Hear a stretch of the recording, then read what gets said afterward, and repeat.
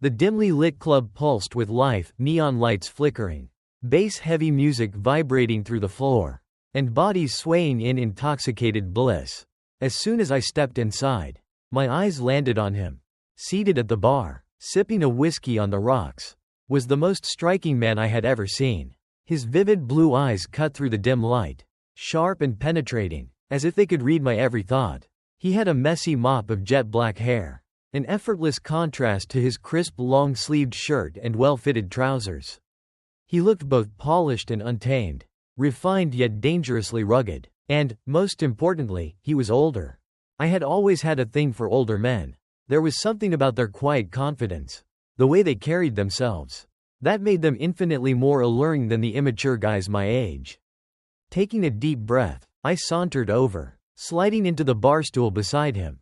"Come here often?" I purred, flashing a playful smirk. His gaze was intimidating yet intoxicating, and I swore I saw a flicker of amusement cross his features. "Not really," he replied smoothly. "Busy with work. Normally, I'd rather my students not catch me drinking alone at a bar." "Students?" My heart skipped. He smirked, seeing my reaction. "Relax, you're not my usual crowd." I leaned in, letting my lips brush the rim of my glass. "So, what does a mature man like you do for a living?" "Aiden," he corrected, "and I'm a professor." I had no idea that the off-limits professor I was about to seduce would soon turn my world upside down. I barely made it to my business ethics class the next morning. My head still clouded from the whiskey and the encounter with him, Aiden. His name lingered on my lips like a forbidden secret. That kiss, the way his voice curled around my skin, the way he pulled away like he was afraid of what he wanted. I shook my head, pushing the thoughts aside as I slipped into the lecture hall, taking my usual spot in the back. I needed to focus. Graduate school was already kicking my ass, and the last thing I needed was to be distracted by a guy, even if he was an older, dangerously attractive, ridiculously kissable guy. The room settled as the professor walked in, and then my stomach dropped. There, standing at the front of the room, looking every bit as composed and authoritative as he had looked reckless and tempting last night, was Aiden, Dr. Aiden Ross. I sat frozen, my pulse roaring in my ears as he introduced himself, his deep, commanding voice sending an unwanted shiver down my spine. His gaze swept over the class, calm, collected, and professional, until it landed on me. For a fraction of a second, I saw it: recognition, panic, annoyance, and then, just as quickly, his expression shut down, replaced by something impassive, unreadable. I swallowed hard, willing myself to keep a straight face. The lecture dragged on, but I barely processed a word. Every time his gaze flickered my way, I felt the weight of it, like a silent challenge. Forget last night, forget what happened. It meant nothing. The thought infuriated me. When class ended, students began filing out, but I stayed glued to my seat, watching him. He pretended not to notice me, gathering his things with meticulous focus. But I wasn't going to let him get away that easily.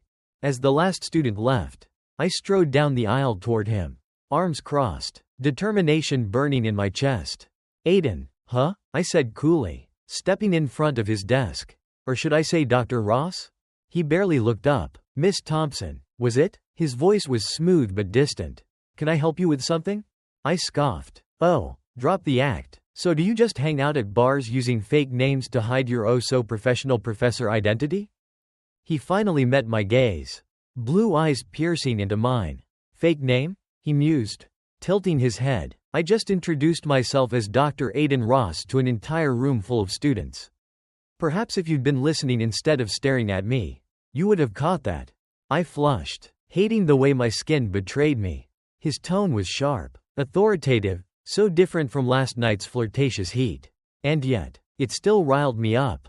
I stepped closer, lowering my voice. "You can pretend last night didn't happen, but I know what I felt. And so do you." His jaw clenched. "Last night was a mistake. It was nothing more than small talk and a lapse in judgment. And it won't happen again." I felt my heart crack, but my frustration flared hotter. "You mean to tell me that kiss, meant nothing?" A muscle in his jaw twitched. For a moment, I swore he almost wavered. But then, with deliberate coldness, he stepped back, putting more distance between us. "I'm your professor," he said firmly, "and that's all I'll ever be to you." Then, before I could say another word, he turned and walked away, leaving me standing there, furious, breathless, and hungry for more. If Dr. Aiden Ross thought he could just brush me off, he was dead wrong. For days, he avoided me, his gaze always skimming past mine in class. His voice clipped and impersonal whenever he answered my questions. But I knew. I saw the way his grip tightened on the marker when I licked my lips. The way his jaw clenched whenever I tucked my hair behind my ear, exposing my neck. He was trying so hard to resist. So I made it my mission to break him.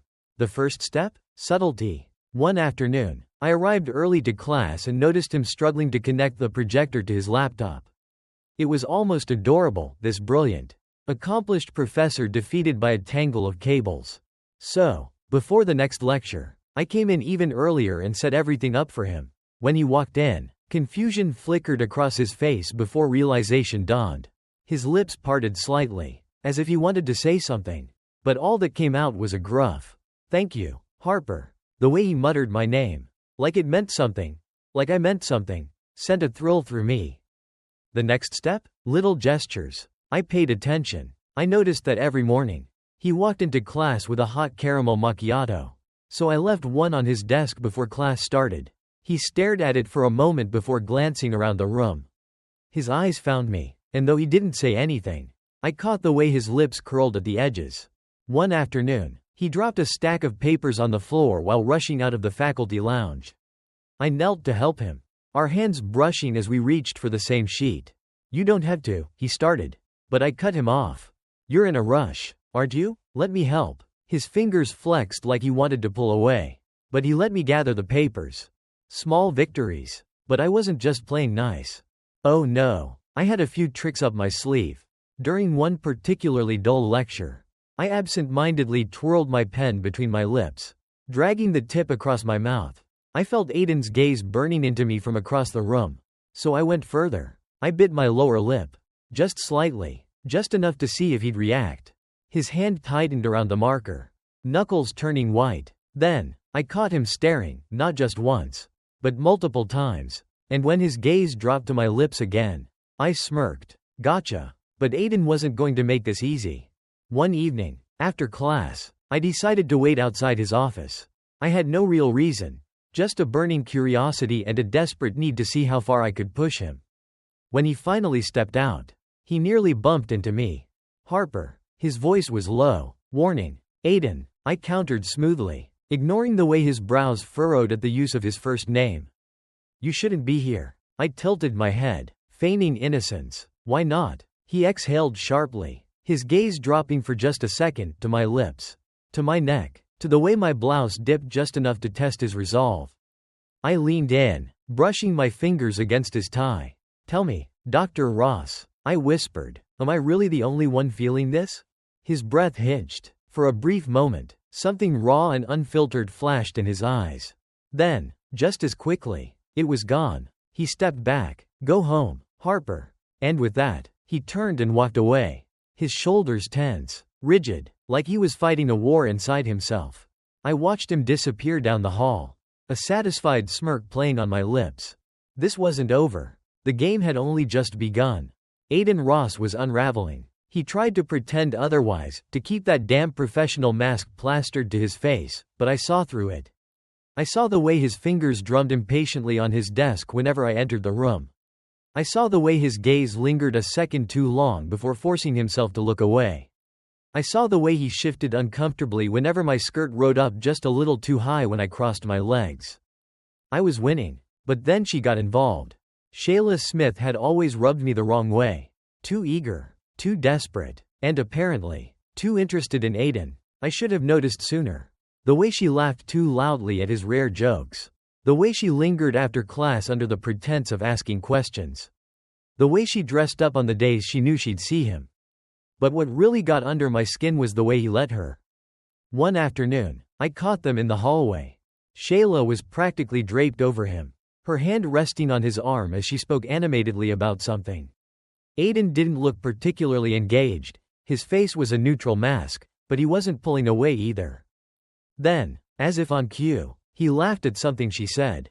A deep, Low chuckle. The kind I had spent weeks trying to drag out of him. I clenched my jaw. Oh, hell no. That night at the bar, I played dirty. I knew Aiden wouldn't be there. He had been avoiding our old meeting spot like the plague, but that didn't mean I couldn't use it against him. So I found Tommy Jones, my best friend since high school. The one person I could trust to play along. I need a favor, I said, swirling my drink. Tommy smirked. Oh, this is gonna be fun. And it was. I made sure Aiden heard about it. About how I was laughing too hard at Tommy's jokes. About how my hands lingered on his chest just a little too long. About how I pressed my lips to his cheek when I left the bar that night.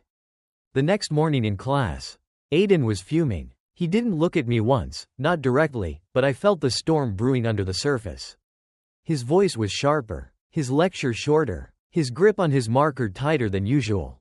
But the real giveaway? When Tommy spoke during class, Aiden's jaw ticked, and his response was unnecessarily harsh. Jealousy. Pure, undeniable jealousy. But he wasn't done making me suffer.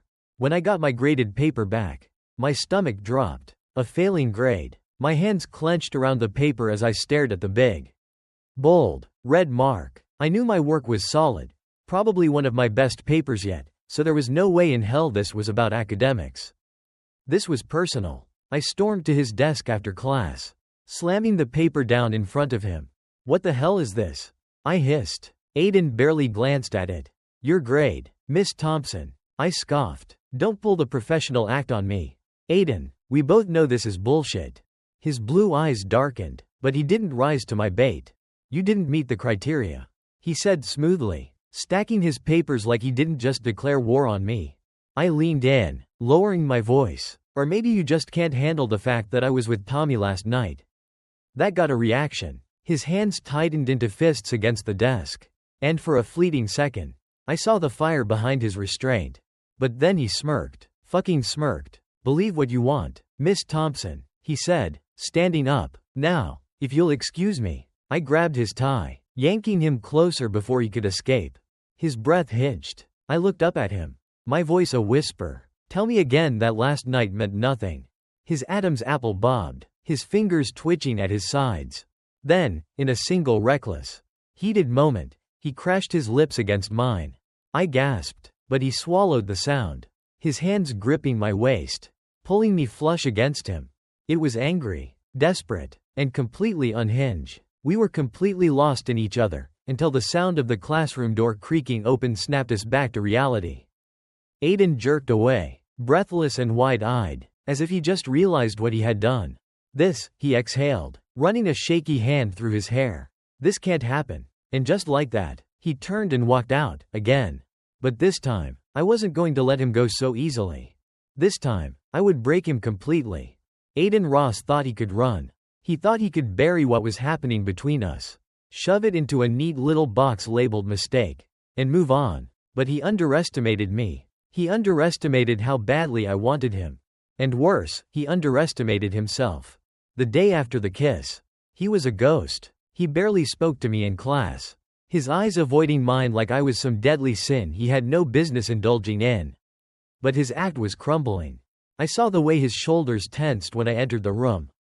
I saw the way he shifted uncomfortably when I crossed my legs just right. I saw the way he stuttered mid-lecture when his gaze accidentally met mine. The tension between us was unbearable. And then Shayla struck. You look distracted, Professor. I wasn't even trying to eavesdrop. But the way Shayla purred his title, the way she leaned into him as they spoke in the hallway after class, it made my blood boil. Aiden didn't pull away. He let her touch his arm. He even smiled at something she said. The kind of smile I had spent weeks trying to drag out of him. I clenched my jaw so hard it hurt. Fine, if you wanted to play games, I'd play too. That night, I turned the jealousy up to 100. Tommy, my ever-loyal partner in crime, was more than happy to help. I swear, I should start charging you for these fake dates. He joked as we sipped our drinks at the bar. Shut up and look like you're in love with me. He grinned. That part's easy. So I leaned into him, laughing too hard at his jokes. I let my hand linger on his thigh, knowing exactly who would hear about it. And when we left the bar, I kissed Tommy's cheek, slowly, dramatically, just in case Aiden had spies. The next morning, my plan worked. Aiden looked murderous. His grip on his coffee cup was too tight. His normally smooth, confident voice was clipped and sharp. But the final confirmation came when he graded Tommy's paper. A failing grade. Tommy was a straight-A student. His paper had been flawless. There was no reason for him to fail, except for one. Aiden was punishing him for being near me. I was livid. So, after class, I stormed into his office and slammed the paper onto his desk. What the hell is this? Aiden barely looked at it. A grade. Bullshit. He exhaled slowly, running a hand through his hair. If you have concerns about my grading, you can take it up with the department. I stepped closer. Oh, don't give me that. This isn't about Tommy's paper. It's about me. His jaw ticked. You can't stand seeing me with him. Can you? I pressed. You hate the way he touches me. The way I. Yes. The word exploded out of him. Raw and unfiltered. His blue eyes burned into mine. His breath coming hard and fast. Yes, he growled. I hate it. I hate watching you with him. I hate knowing that he gets to touch you while I have to sit back and pretend I don't care. I stared at him, heart pounding. Then why did you leave me? Why did you throw me away like I meant nothing? His expression twisted. You think I wanted to? You think I don't want you? I swallowed hard. Then why? Because Shayla blackmailed me. I blinked. What? Aiden exhaled, looking utterly wrecked. She found out about us. She threatened to report me, to get you expelled, if I didn't end things. My stomach dropped. All this time, I had thought he was running from me. That he was ashamed. That he regretted us. But he had been protecting me. I felt sick. Aiden, I whispered. He shook his head. It doesn't matter anymore. It's over. You've moved on, right? His voice was bitter. His hands trembling at his sides. I should have let it go. I should have walked away. But I couldn't. Instead, I reached for him, my fingers curling around his tie as I pulled him down. His breath hitched. I haven't moved on, I murmured. And neither have you. And then I kissed him. It wasn't sweet. It wasn't careful. It was desperate, raw, and messy. Aiden groaned against my lips, his hands fisting in my hair as he deepened the kiss. All of his restraint shattering in an instant. For the first time in weeks, he stopped fighting. For the first time, he let himself have me. And then, just as quickly, the door to his office swung open. A voice cut through the air like a blade. Dr. Ross. We froze. I turned my head slowly, dread curling in my stomach. Standing in the doorway, arms crossed, was Dean Ophelia. And from the look on her face, she had heard everything. The silence was deafening. Aiden and I stood frozen, our bodies still close, my fingers still curled around his tie. His breathing was uneven, his lips still kiss swollen from our heated moment just seconds ago.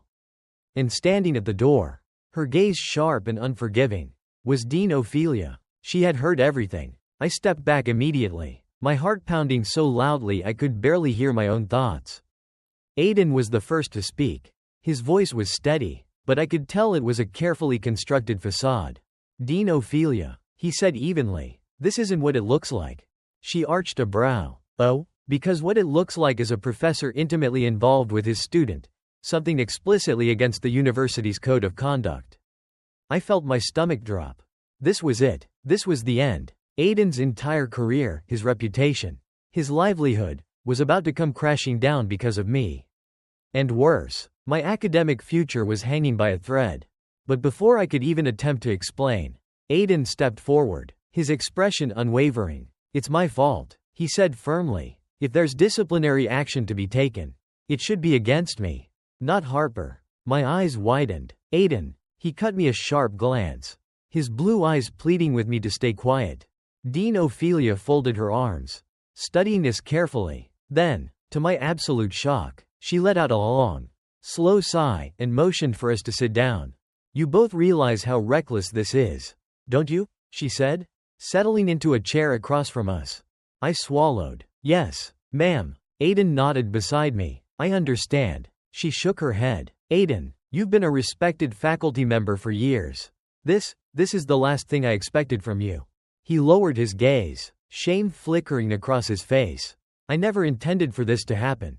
She looked at me then, her expression softer, but no less serious. And you, Miss Thompson? Were you coerced into this relationship? No, I blurted out immediately. shaking my head. I pursued him. I wanted this. This wasn't some power play, this was real. Ophelia let out another sigh, rubbing her temples. I understand that emotions don't come with an on-off switch. I understand that people fall for each other in unexpected places. My breath hitched. Was she understanding us? But, she continued, this university has policies for a reason. A professor dating a student, especially while she's still enrolled, is a conflict of interest. It puts both of you in a dangerous position. I felt Aiden tense beside me, already bracing for what was coming next. There's only one way this ends, she said, looking directly at him. One of you has to leave. The words landed like a punch to the chest. I gripped the armrest of my chair. What? I can't have a professor involved with a student under my watch. You both claim this relationship is real. Not coercion, not manipulation. Then the only solution is separation. I turned to Aiden, panic settling in. I only have a few weeks left until graduation. I pleaded. We can wait. Ophelia shook her head. That's not enough. If this relationship became public knowledge, the board wouldn't be as lenient as I'm being right now.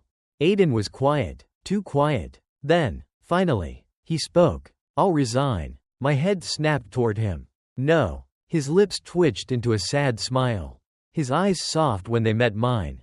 Yes. I turned to Ophelia. Desperate. There has to be another way. He's worked here for years. She gave me a look filled with understanding. But finality. And that's exactly why I'm willing to help. Aiden, if you resign voluntarily, I can put in a strong recommendation for you at another university. It won't be on your record. You'll get a fresh start. But that means we'd have to be apart. I whispered. Aiden reached for my hand, giving it a firm squeeze. It means, he murmured, that once you graduate, we don't have to hide anymore. My heart ached, but I nodded. Ophelia sighed again. You're lucky I found you first. She muttered. If it had been another faculty member or a student, things would have ended much worse. I swallowed hard. So, you're not going to report us? She shook her head. Consider this a very generous warning. But, Harper, she leveled me with a sharp look. You better keep your head down for the next few weeks. I will. I promised immediately. Ophelia stood, signaling the conversation was over. Aiden, you have until the end of the week to submit your resignation letter. I'll handle the rest. Aiden stood as well. Thank you. She paused at the door, her expression softening just a fraction. For what it's worth, I believe you. This isn't just some careless affair. Is it? Aiden's gaze flickered to me. No, he said softly. It isn't. She nodded once, then walked out, leaving us alone in the office. For a long moment, neither of us spoke. Then Aiden turned to me. His expression resigned, but calm. It's going to be okay. Harper. I blinked back tears. You're giving up everything for me. He shook his head, stepping closer until his forehead nearly brushed mine. I'm giving up this job. He corrected. Not you. I let out a shaky breath, my hands fisting in his shirt. Are we going to be okay? A slow, small smirk curled on his lips. Once you graduate, I'm going to take you on a real date. He murmured. No rules, no risks, just us. I smiled through my tears, resting my forehead against his. Promise? His blue eyes burned into mine, filled with something stronger than desire, something real. Promise. The final weeks of the semester passed in a blur. Aiden kept his word. He submitted his resignation, packed up his office, and walked away from the university without looking back. And me? I kept my head down. Just as Ophelia advised. I focused on my final projects, ignored the hushed whispers that circulated after Aiden's sudden departure, and counted the days until graduation.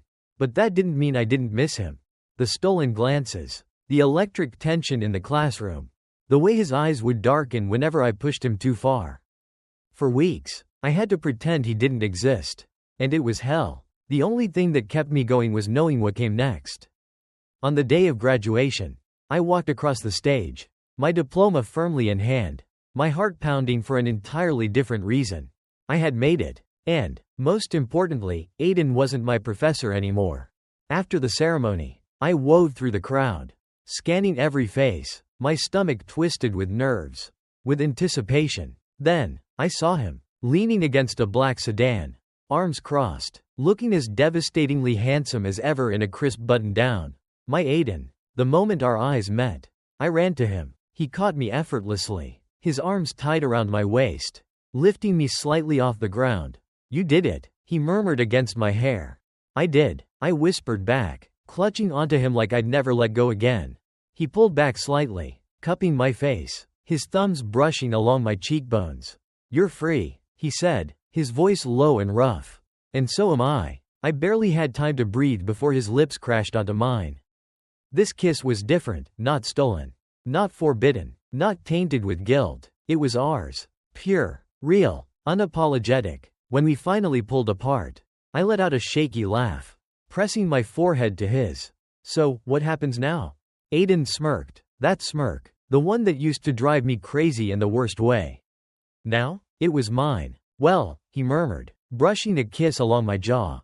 "I was thinking we start with dinner." I grinned. "A real date?" "A real date." He squeezed my waist, his voice husky. "And then, I take you home and make up for all the time I wasted pushing you away." A delicious shiver ran down my spine. For the first time since this all began, there were no rules, no risks, no limits. Just me, and my once off-limits professor, now completely, irrevocably mine.